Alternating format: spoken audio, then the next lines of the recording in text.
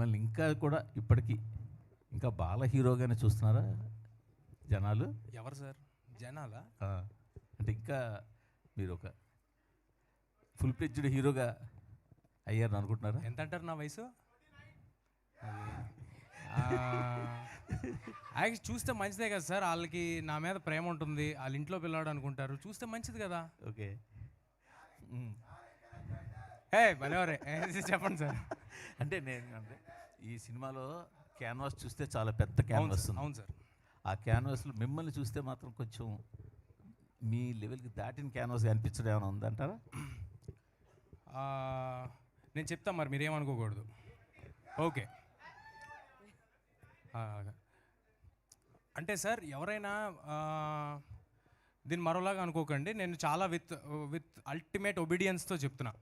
ఎవరైనా second generation actors కానీ ఎవరైనా అలాగే ఎవరైనా వచ్చారనుకోండి సార్, వాళ్ళ ఫస్ట్ సినిమాలకి ఇంతకంటే పెద్ద సినిమాలు చేశారనుకోండి, మీరు ఎవరు ఈ క్వశ్చన్ అడగట్లా. మీరు నాలాంటాళ్ళు చిన్నప్పటి నుంచి ఇక్కడ ఉండి ఎన్ని సినిమాలు చేసి నేను పెద్దయ్యాక మళ్ళీ ఓబేబీలో క్యారెక్టర్లు చేసుకుని ఎంతో సినిమా చేసి బయట డైరెక్టర్లతో సినిమాలు చేసుకుని వచ్చి ఏదో మౌంట్ చేసుకుని కింద మీద పడి చేసి చేసి చేసి కష్టపడి ఓన్లీ ఒకటే అండి, ఇక్కడ బతకాలి అనే కష్టపడి సినిమా చేస్తే మీరు అదేదో చిన్న చూపు చూసినట్టు అనిపిస్తుంది. సరిపోతారా అంటే అంటే నా ఉద్దేశం ఏంటంటే సార్, నా ఉద్దేశం ఏంటంటే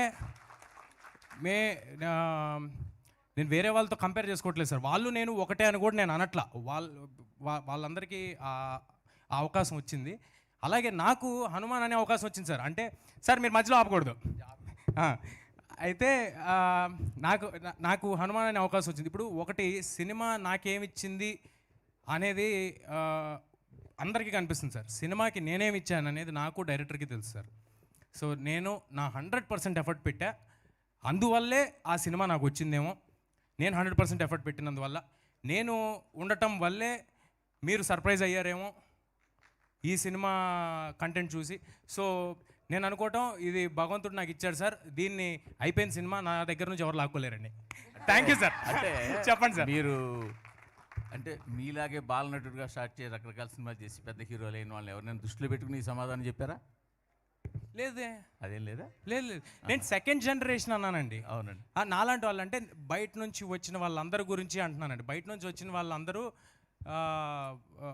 ఏదైనా ఇలాగా కొంచెం మ్యాగ్నానిమస్ ఫిల్మ్స్ కానీ ఏదైనా అటెంప్ట్స్ కానీ అంబిషియస్ అటెంప్ట్స్ కానీ ఏదైనా చేసినప్పుడు అసలు మీ గురించి కాదు సార్, మీరు అన్నమాట గురించి కాదు.